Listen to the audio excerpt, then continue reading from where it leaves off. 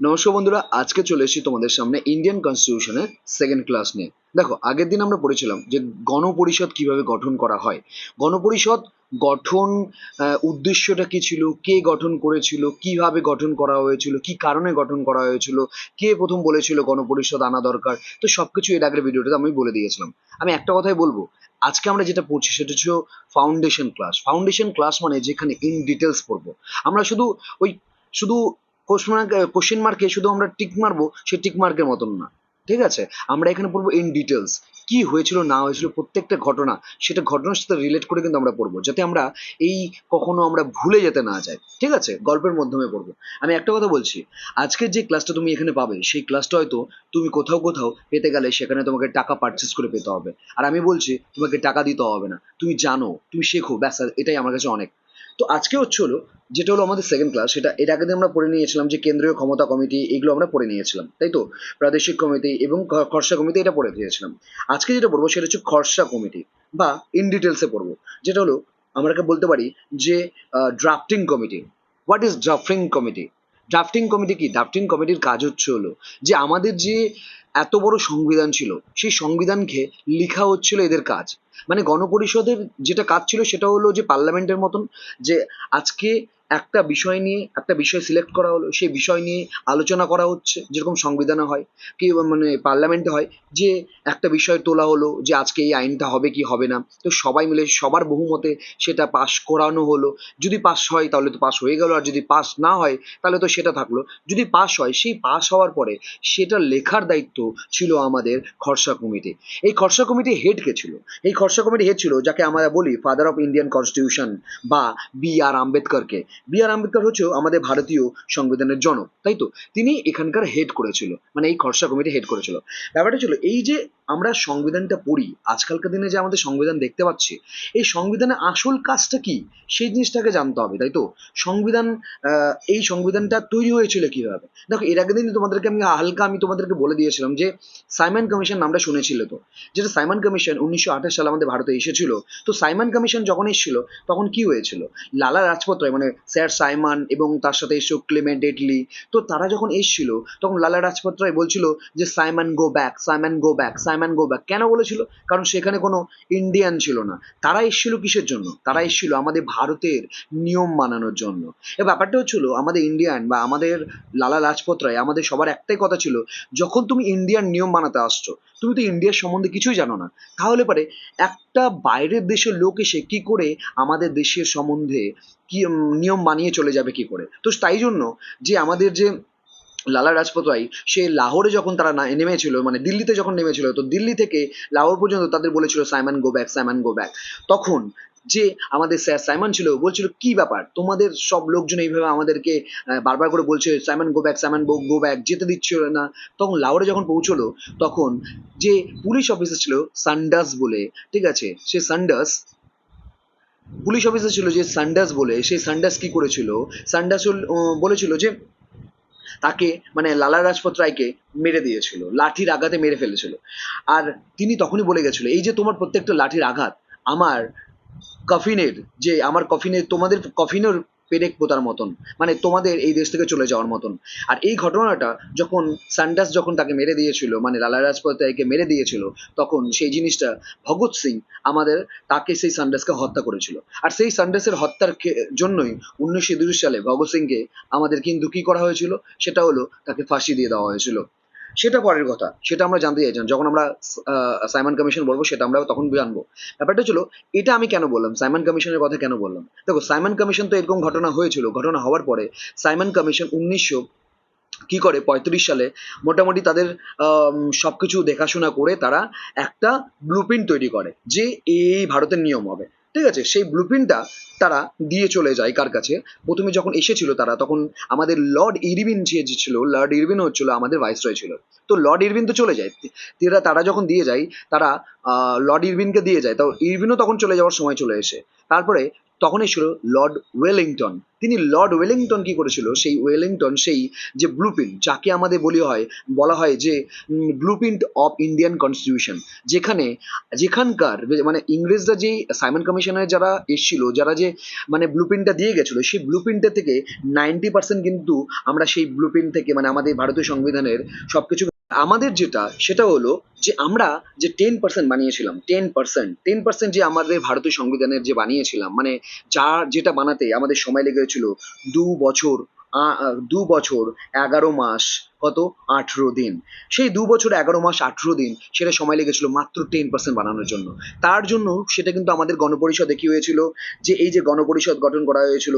তো এটা থেকে আমরা বুঝতে পারলাম যে ওই যে আমাদের ব্লুপ্রিন্ট তৈরি করে গিয়েছিল, সেখান থেকে আমরা 90% নিয়েছিলাম, সেখানে সব দেশের সংবিধানের কে মিলিয়ে দেওয়া ছিল, সেখানে আমাদের নতুন করে আর বানাতে হয়নি, মানে 10% বানাতে আমাদের সময় লেগেছিল 2 বছর 11 মাস 18 দিন। ওকে, এবার ব্যাপারটা হলো যে এটার সাথে এটা সাথে এটা তো আমাদের হয়ে গেল। তো এখানেও কিন্তু জানো যে ভারত শাসন, যেটাকে আমরা ভারত শাসন অধিনিয়ম বলি, সেই ভারত শাসন অধিনিয়মে কিন্তু যার দ্বারা 1937 সালে কি হয়েছিল, যে মিয়ানমার আমাদের থেকে আলাদা হয়ে গিয়েছিল। ওকে, সেই ব্লুপ্রিন্টে আমাদের ভারত থেকে মিয়ানমারকে আলাদা করে দিয়েছিল। গেল, সেটা তো গেল। এবার ব্যাপারটা ছিল যে এই যে ব্লুপ্রিন্টটা আমরা দেখছি যে ড্রাফটিং কমিটি, সেই ড্রাফটিং কমিটি তো আমাদের তৈরি করা হয়েছিল, যেখানে আমরা হেড বা লিড করছিল কে, সেটা হলো আমাদের বি.আর. আম্বেদকর। বি.আর. আম্বেদকর কি করেছিল 1947 সালে, কত 29শে আগস্ট, কি 29শে আগস্ট, এই যে তিনি এটা শুরু করেছিল। এবং তারা 7 জনকে নিয়ে, মানে তারা টোটাল 7 জন মিলে এই কমিটিটা করেছিল। তারা কি করছিল, তাদের কাজ হচ্ছে লেখা কাজ। ওকে, তো কি হয়েছিল 1948 সালের ফেব্রুয়ারি মাসে এই প্রথম খসড়া প্রকাশ করা হয়েছে। প্রথম খসড়া কত কত সালে, 1948 সালে, কোথায়, ফেব্রুয়ারি মাসে। এটা কিন্তু মনে রাখতে হবে। আর এখানে 7 জন দিয়েছিল, সেই 7 জনের নাম কিন্তু অনেক সময় পরীক্ষা চলে আসে। দেখো, তুমি যখন বিসিএস কিংবা পিএসসির মেন্স দিতে যাবে, তখন কিন্তু তোমাকে এই ইন ডিটেলস গুলো কিন্তু তোমাকে জানতে হবে। যে 7 জনের নাম কি ছিল, সেই 7 জনের নাম ছিল বি.আর. আম্বেদকর, যিনি কি ছিল, চেয়ারম্যান ছিল, মানে এখানকার লিড করছিল যে। তারপরে কি আল্লাদি কৃষ্ণস্বামী আইয়ার, তারপরে কি সৈয়দ মোহাম্মদ সাদুল্লাহ, তারপরে এন গোপালস্বামী আয়াঙ্গার, তারপরে ডি.কে এন মুন্সি, আর মাধবেন রাও। ঠিক আছে, মাধব রাও। ইনি কিন্তু অন্যজনের বদলে কিন্তু ইনি এসেছিল। তো এইভাবে মনে রাখতে পারো। এটাকে আম্বেদকর, তো স্যার আম্বেদকরের কথা তো সবসময় মনে থাকবে, কিন্তু আমি যেরকম মনে রাখি আয়াঙ্গার, আইয়ার, ঠিক আছে, তারপরে মুন্সি, এখানে আইয়ার, এখানে মুন্সি, তারপরে হলো বিন রাও, ঠিক আছে, রাও। তো আর এখানে হচ্ছে শার্দুল্লাহ। এই কটা জাম ভালো কিন্তু তোমাদেরকে মনে রাখতে হবে, যদি তোমাদেরকে ইন ডিটেলসে পরীক্ষায় পাস করতে চাও। ঠিক আছে, তো এটা হলো আমাদের মেন, যে এই কারণে আমাদের কি হয়েছিল, খসড়া কমিটি বা ড্রাফটিং কমিটি কিন্তু তৈরি করা হয়েছিল। ওকে, এই ড্রাফটিং কমিটির যেখানে আমরা একটু আগে পড়লাম যে আমাদের এই যে 10%, মানে আমাদের যে ভারত শাসন অধিনিয়ম বা ইন্ডিয়ান মানে যে ব্লুপ্রিন্ট অফ ইন্ডিয়ান কনস্টিটিউশন, ওই যে 90% তো তারা বানিয়ে দিয়ে চলে গেল সাইমন কমিশন যখন এসেছিল। তারপরে কি হলো, 10% বানাতে কিন্তু আমাদের টোটাল কতদিন সময় লেগেছিল, 2 বছর 11 মাস 18 দিন। আর এই যে আমাদের যে সংবিধানটা, সেটা বানাতে আমাদের কতগুলো অধিবেশন, মানে গণপরিষদ কতগুলো করা হয়েছিল। যে মনে করো প্রত্যেক দিন কি করতো আমাদের, আমরা এর আগের দিন বলেছিলাম যে এমপি মানে কি, মেম্বার অফ পার্লামেন্ট, ঠিক আছে, মেম্বার অফ পার্লামেন্ট, তারা কি করতো 10 লাখে কি করেছিল একজন প্রতিনিধি, যেখানে ছিল প্রত্যেকটা ধর্মের মানুষ, যেখানে সব ধরনের মানুষ ছিল। তারা কি করতো, এই যে আমাদের প্রত্যেকটা যে আমাদের সংবিধানে 10% যে তৈরি হয়েছিল, সেই 10% যে আইনগুলো আছে, সেই আইনগুলো আদৌ কি চলবে না চলবে না, কি করা হবে না করা হবে, সবকিছু কিন্তু তাদের ওখানে ডিসকাস করা হতো। যে ভোট হতো, ভোট হওয়ার পরে তারা টোটাল এরকম অনেকগুলো অধিবেশন হয়েছিল। ফার্স্ট অধিবেশন হয়েছিল, আমি এটা একদিন পড়েছিলাম যে 9 ডিসেম্বর হয়েছিল, তাই তো। তো টোটাল মোট কতগুলো এই মানে অধিবেশন হয়েছিল, সেটা হচ্ছে 11টা অধিবেশন হয়েছিল, মূল অধিবেশন হয়েছিল 11টা। এই যে অধিবেশন, প্রত্যেকজন মানুষজন আসছিল খাওয়া দাওয়া সবকিছু তৈরি করতে, সবকিছু করতে, সেটার জন্য টোটাল খরচ হয়েছিল 64 লাখ টাকা ব্যয় হয়েছিল। কত, 64 লাখ টাকা ব্যয় হয়েছিল। আর এই যে সংবিধান, এই সংবিধানটা যে 10%টা নেওয়া হয়েছে, 10% কিন্তু 60টা দেশের সংবিধানকে দেখে, সবার থেকে দেখে, সবকিছু অল্প অল্প করে নিয়ে, 60টা দেশ থেকে নিয়েই আমাদের কিন্তু অধ্যয়ন করে, মানে আমার ওটাকে দেখে যে এরকম এরকম এই দেশে আছে, এই দেশে এরকম আছে, তো সেইভাবে কিন্তু আমাদের এই সংবিধানটা তৈরি করা হয়েছিল। ওকে, লাস্ট যেটা হয় 1949 সালে 26শে নভেম্বর, ঠিক আছে, 249 জন উপস্থিত সদস্য সংবিধান নিয়ে স্বাক্ষর করা হয়েছিল। কি হয়েছিল, সংবিধান স্বাক্ষর করেছিল। সংবিধান স্বাক্ষর কি করেছিল, লাস্ট গণপরিষদের আমাদের এর আগের দিন পড়েছিলাম, অস্থায়ী সদস্য হয়েছিল সচ্চিদানন্দ সিনহা, এবং পরে কে করেছিল, রাজেন্দ্রনাথ কি বলেছিল, তারপরে কি তারপরে করেছিল যে আমাদের মানে মেন সে হচ্ছিল রাজেন্দ্র প্রসাদ, ঠিক আছে। তিনি রাজেন্দ্র প্রসাদ, এর আগের দিন আমরা পড়েছিলাম যে মেন আমাদের হেড করেছিল কে, রাজেন্দ্র প্রসাদ। দেখো এর আগের দিন আমরা পড়েছিলাম যে এখানে ভালো মতন দেখতে হবে, এই এতে দেখাতে হবে যেখানে বলছে রাজেন্দ্র সভাপতি করেছিল রাজেন্দ্র প্রসাদ। সেই রাজেন্দ্র প্রসাদ কি করেছিল, যে আমাদের গণপরিষদটা গঠন হয়ে গেছিল, সেই গণপরিষদ গঠন হওয়ার পরে তিনি লাস্ট সাইন করে দেয় যে হ্যাঁ আমাদের এখন গণপরিষদ হলো। তাহলে এখানে আমাদের প্রশ্ন আসতে পারে গণপরিষদ কত সালে শেষ হয়েছিল, কি 1949 সালে আমাদের যে 26শে নভেম্বর 249 জনের উপস্থিতিতে কি হয়েছিল, সংবিধানে মানে ওই স্বাক্ষর করে লাস্ট যে আমাদের যে স্থায়ী সভাপতি ছিল তার স্বাক্ষর করে, রাজেন্দ্র প্রসাদের স্বাক্ষর করে এটা গঠন করা হয়েছিল। তাহলে আমাদের যে সংবিধান এত বড় বই, সেই সংবিধানের যে বইটা সেটা করতে কিন্তু সময় লেগেছিল 1900 কত, আমাদের যে লাস্ট যে গৃহীত করেছিলাম যে হ্যাঁ সবকিছু হয়ে গেছে এটাই লাস্ট, সেটা আমরা গৃহীত করেছিলাম কবে। এখানে প্রত্যেকবার প্রত্যেকটা পরীক্ষায় এই প্রশ্নটা তুমি বারবার করে পাবে, সংবিধান গৃহীত হয় কবে, সংবিধান কার্যকরী হয় কবে। সংবিধান গৃহীত হয় কবে, যদি সংবিধান গৃহীত মানে দেখো কোনো কিছু গ্রহণ আগে হবে তারপরে তো কার্যকরী হবে, তাই তো। তো গ্রহণ করা হয়েছিল 26শে নভেম্বর, কি বললাম 26শে নভেম্বর, এটা হচ্ছে গ্রহণ করা ছিল কত, উনিশশো উনিশশো সরি 1949 সালে, কত 1949 সালে, ঠিক আছে, 1949-এ এটা 26শে নভেম্বর এটাকে গ্রহণ করা হয়েছিল, ঠিক আছে। এবার এটা কার্যকরী কবে কবে হয়েছিল, 26শে জানুয়ারি, যাকে আমরা প্রজাতন্ত্র দিবস বলে 26শে জানুয়ারি 1950-তে আমাদের এটাকে কার্যকরী করা হয়েছিল, ঠিক আছে। তাহলে এই দুটো কিন্তু প্রশ্ন কিন্তু পরীক্ষায় বারবার করে আসে যে 26শে নভেম্বর 1949-এ কি হয়েছিল, এটা গৃহীত করা হয়েছিল আর এটাকে হচ্ছে কার্যকরী করা হয়েছিল এই সালে, ঠিক আছে। এবার চলে আসি যে আমাদের যে সংবিধানটা, সেই সংবিধানে আমরা কিছু জিনিস দেখেছিলাম যে কবে হয়েছিল কি হয়েছিল, আমরা দেখেছিলাম টোটাল 11টা সংবিধান, মানে কত হয়েছিল, 11টা গণপরিষদ গঠন হয়েছিল। প্রথম যেটা হয়েছিল সেটা 19শে ডিসেম্বর 1946, যেটা আমরা বলেছিলাম লর্ড ওয়েবেল বলেছিল যে দিল্লির কনস্টিটিউশন হলে আমাদের এই সংবিধানের গণপরিষদ ফার্স্ট গঠন করা হবে, তাই তো। তারপরে কি গণপরিষদের এটা হচ্ছিল প্রথম ঐতিহাসিক অনুষ্ঠান হয়েছিল। তারপরে কি 13ই ডিসেম্বর, এটা কিন্তু মনে রাখতে হবে, এটা কিন্তু পরীক্ষা অনেক সময় চলে আসে যে আমাদের কি বলছে অবজেকশন রেগুলেশন, এটা কে পাশ করেছিল, জওহরলাল নেহেরু। অবজেকশন রেগুলেশন এটা কে পাশ করেছে, জওহরলাল নেহেরু কিন্তু এইটা কিন্তু পাশ করেছিল, ঠিক আছে। এটা পেশ করেছিল আমাদের সংবিধানের মধ্যে, ঠিক আছে, গণপরিষদের মধ্যে। আর যেটা আমরা একটু আগেই পড়লাম সেটা 26শে নভেম্বর 1949 সালে সংবিধান গৃহীত করা হয় বা পাশ করা হয়, যেখানে সাইন করে রাজেন্দ্র প্রসাদ, লাস্ট সাইন করে দেয় যে হ্যাঁ এটা আমরা গৃহীত করে নিলাম। আর যেটা সব থেকে বেশি ইম্পর্টেন্ট, এই দুটোই সব থেকে বেশি ইম্পর্টেন্ট, সেটা হচ্ছে 26শে জানুয়ারি 1949 সালে সংবিধান সম্পূর্ণভাবে কার্যকরী করা হয় এবং ভারত প্রজাতন্ত্র হিসাবে আত্মপ্রকাশ করে, কি করে, প্রজাতন্ত্র দিবস হিসাবে, ঠিক আছে, প্রজাতন্ত্র হিসাবে। প্রজাতন্ত্র মানে প্রজাতন্ত্র দিবস মানে প্রজাদের সবার মিলে যেটা যেটা আমাদের আইন সেটাকে গঠন করা হয়েছিল। ব্যাস এটা হচ্ছে হলো আমাদের কি হলো সংবিধান। এবার আমাদের মোটামুটি অলরেডি সংবিধানটা আমরা পড়ে নিয়েছি, ঠিক আছে। সংবিধানে আশা করি অনেকটা ডিটেলস তোমরা পড়ে নিয়েছো। এবার হচ্ছে ভারতের জাতীয় পতাকা। দেখো এই যে সংবিধান তৈরি করার মধ্যেই যতক্ষণ এই যে সংবিধান তৈরি করা হয়েছে তার মধ্যে ভারতের জাতীয় পতাকা, ন্যাশনাল সং, তো এগুলো সবকিছুই কিন্তু আমাদের গ্রহণ করা হয়েছিল, তাই তো।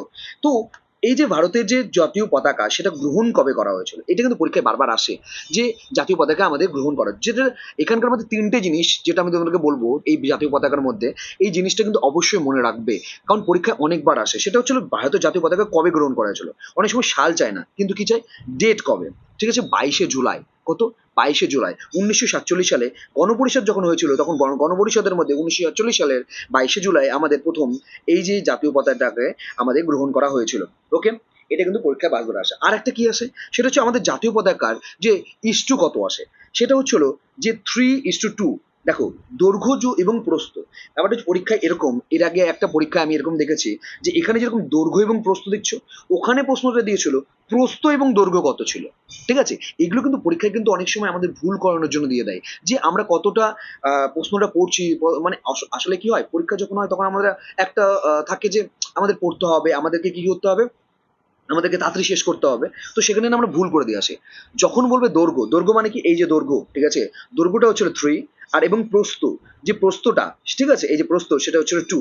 এটা কিন্তু মনে রাখতে হবে, এটা কিন্তু উল্টো পাল্টা করে চেঞ্জ করে দেয়, এই দুটো কিন্তু জিনিস অবশ্যই মনে রাখবেই, ঠিক আছে। এবার আমরা জানি যে এই যে আমাদের এই চক্রটা, সেই চক্রতে কতগুলো স্কোপ কি হলে মানে স্কোপ থাকে, স্পোক থাকে, সেটা হচ্ছিল 24টা, তাই তো। আর উপরের দিকে থাকে গেরুয়া রং, নিচে থাকে সবুজ রং। এবার প্রত্যেকটা জিনিস এই যে নকশা, এইটার মধ্যে আরো একটা প্রশ্ন যেটা আমাদেরকে বারবার আসে, যে আমাদের যে জাতীয় পতাকা আছে, ন্যাশনাল যে আমাদের পতাকা, ঠিক আছে, তো এটা কে তৈরি করেছিল? সেটা কি করেছিল? আমাদের সংগ্রাম বিপ্লবী সঙ্গে কে ছিল? পিঙ্গালি ভেঙ্কাইয়া। কি নাম? এনার নাম কিন্তু অবশ্যই মনে রাখবে। তিনটে জিনিস কিন্তু আমি তোমাদেরকে বলে দিলাম। একটা হচ্ছিল কবে গ্রহণ করা হয়েছিল, ঠিক আছে, সেকেন্ড হচ্ছিল এটার কি, এটার হচ্ছিল কত দৈর্ঘ্য এবং প্রস্থ, এবং তিন নম্বর হচ্ছিল এটা কে করেছিল, জাতীয় পতাকা নকশা কে প্রস্তুত করেছিল, নকশাটা এই যে এরকম হবে আমাদের জাতীয় পতাকা, এরকম নকশা, তো এটা কে প্রস্তুত করেছিল? সেটা ছিল কি? পিঙ্গালি ভেঙ্কাইয়া। তো ব্যাস এতটুকু কি জানলে হবে জাতীয় পতাকা? না, জাতীয় পতাকার আরো কিছু জানতে হবে, সেটা তোমাদেরকে কিন্তু অবশ্যই হালকার মধ্যে তোমাদেরকে জেনে রাখতে হবে। যে আমরা জানি যে জাতীয় পতাকার তিনটে রং হয়, তাই তো? জাতীয় পতাকার তিনটে রং হয়, আমরা এখানে দেখতে পাচ্ছি জাতীয় পতাকার তিনটে রং। একটা হচ্ছিল ফার্স্টে কি, একটা এখানে আমাদের কি বললাম, গেরুয়া, তাই তো? এই যে গেরুয়া, সরি এই গেরুয়া, এই গেরুয়া রঙের কারণ কি দেখো। গেরুয়া কথার অর্থ হচ্ছিল সাহস, যে তুমি সাহস, ত্যাগ, বলিদান, শক্তি, যে তুমি তোমার দেশের জন্য কতটা পরিমাণে সাহসী, তুমি তোমার দেশের জন্য কতটা কি মানে নিঃস্বার্থভাবে সবকিছু করতে পারো, তুমি কতটা বলিদান দিতে পারো, তুমি কতটা ত্যাগ করতে পারো, ত্যাগের প্রতীক বা সাহসের প্রতীক, বা কি আমরা বলেছি যে বলিদানের প্রতীক, ঠিক আছে, শক্তির প্রতীক, এটাকে আমরা বলি যে আমাদের যে গেরুয়া রঙের সেটাই এবার ব্যাপারটা হচ্ছিল যে এই যে এখানে দেখতে পাচ্ছ, এখানে যে সাদা রংটা, মাঝখানে তো সাদা রং থাকে, তাই না? মাঝখানে সাদা রংটা কি? সাদা রংটা হচ্ছে শান্তি, এবং সাদা মানে কি, আমরা শান্তি বা সত্যের প্রতীক। মানে আমাদের যে দেশকে সুন্দরভাবে শান্তি মতন ভাবে যে পবিত্র এবং একতার সাথে আমরা এই জিনিসটাকে আমরা পালন করব, সেটা কিন্তু আমাদের সাদা রঙের দ্বারা বোঝানো হয়। ওকে, এবার হলো লাস্ট যেটা আমরা আছে, যে সেটা হচ্ছে সবুজ রংটা। আমরা জানি সবুজ মানে কি, চারিদিকে সবুজ, সেটা কি আমাদের আমাদের সবুজ বলতে বিশ্বাস, সমৃদ্ধি এবং প্রকৃতি এবং উর্বরতার প্রতীক, ঠিক আছে?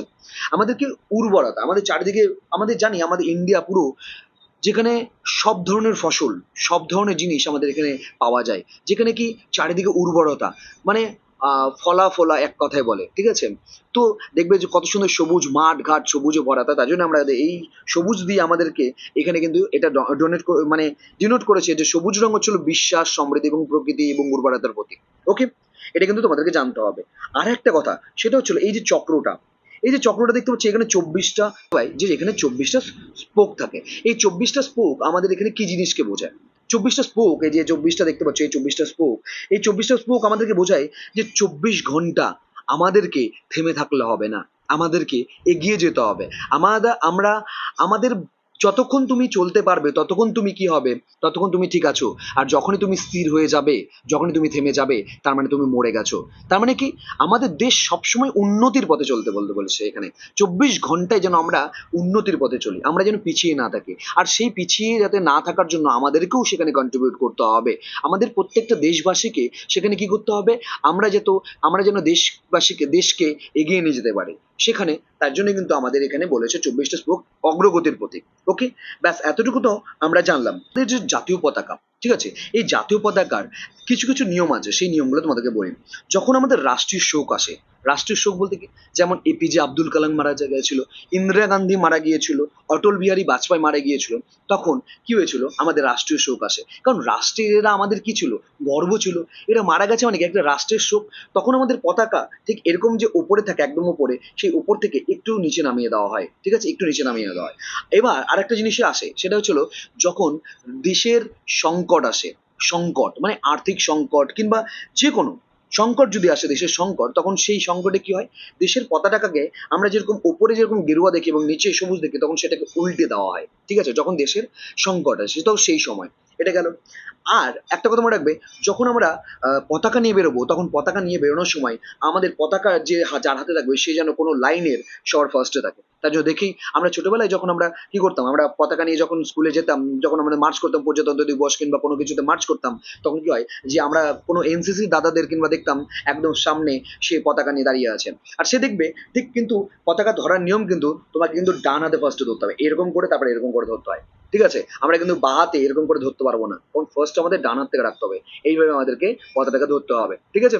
এটা হচ্ছে আমাদের নিয়ম। আর এটা কি, এই যে পতাকা, ঠিক আছে, পতাকা যে নিয়ে থাকবে, ধরো তার তার হাত ব্যথা করছে, তাই বলে সে এরকম করে নিচে রাখতে পারবে না, সে কাঁধে রাখতে পারবে, কিন্তু কাঁধে রাখলেও নিয়ম আছে, সেটা যেন নিচে যেন না ঠেকে থাকে, ঠিক আছে, রাস্তার সাথে যেন না থেকে থাকে, কারণ এটা হচ্ছে আমাদের দেশের একটা মর্যাদা। সেই জিনিসটাকে কিন্তু বাঁচানোর জন্যই কিন্তু আমাদের এত পরিমাণে সৈন্য যারা আছে তারা কিন্তু দিন রাত ধরে আমাদের দেশকে বাঁচাচ্ছেন। তো এটাই কিছু কিছু জিনিস, এই জিনিসগুলোকে মনে রাখবে। এবার নেক্সট যেটা জানবো সেটা হচ্ছিল যে আমাদের যে এই সংবিধান, তাই তো, সংবিধানের কি বলেছে, এখানে আগে কতগুলো ধারা ছিল যখন আমাদের সংবিধান গঠন করা হয়েছিল, যখন প্রথম লাস্টে আমরা বললাম যে কি বললাম 26শে নভেম্বর 1949 সালে এটা কি হয়েছিল, আমরা গৃহীত করেছিলাম। তখন যখন গৃহীত করি তখন কতগুলো ছিল, এবং এখন সেই জিনিসটার সংখ্যা কিন্তু ধীরে ধীরে বেড়েই যাচ্ছে। সেই জিনিসটা আজকে জানতে হবে যে আমাদের যে সংবিধান ছিল সেই সংবিধানে প্রথম যখন আমরা ই করি তখন ছিল 395টি ধারা ছিল, এবং কতগুলি ভাগ ছিল, ভাগও ছিল 22টি ভাগ ছিল, এবং তপশিলি কতগুলি ছিল, সেটা হচ্ছে 8টি তপশিলি, আর সংশোধনী কতগুলি ছিল, 0। ঠিক আছে, যখন আমাদের এটা গঠন করা হয়, ঠিক আছে, তখন কিন্তু আমাদের এই জিনিসগুলো ছিল। তারপরে সেটা আমাদের কিন্তু বেড়ে গেছে। তারপরে সেটা বেড়ে কি হয়েছিল, সেটা বেড়ে হয়েছে যে আমাদের এখন পর্যন্ত সেটা হলো 400 কতগুলি, 448টা হয়েছে। গাণিতিক সংখ্যা এটা আমাদের এখনো পর্যন্ত ঠিকঠাক করে বলা যায় না, ঠিক আছে, বাড়তেই আছে, কারণ সংবিধান তো আমাদের পার্লামেন্টে চলতে থাকে আর নতুন নতুন নিয়ম আসতেই থাকে, তো তার জন্য কি হচ্ছে যে এটা বাড়তেই আছে। এবং এটা 22টা ভাগের জায়গায় এখনো হয়ে গেছে 25টা ভাগ, এখানে 8টি ভাগের জায়গায় এখনো হয়েছে 12টি ভাগ, এবং এখানে 106টি প্লাস নারী শক্তি বন্দনা আছে, ব্যাস এই এতগুলো, ঠিক আছে। এবার কি কি পরিবর্তন হয়েছে, ঠিক আছে, এই পরিবর্তনগুলো কি কি সেই জিনিসগুলো আজকে আমাদের জানতে হবে। ওকে, পরিবর্তনের মধ্যে আমরা যেটা জানতে পারছি সেটা হচ্ছিল যে এখানে প্রথমে বলেছে বিভিন্ন সংশোধনের মাধ্যমে নতুন অনুচ্ছেদকে আমাদের গঠন করা হয়েছিল, নতুন নতুন অনুচ্ছেদ গঠন করা হয়েছে। ফার্স্টে যেটা আমরা দেখলাম এটা হচ্ছিল কি, 4 এ, 4 এতে কি আমাদের জানি, 4 মানে মৌলিক কর্তব্যের কথা বলা হয়েছে।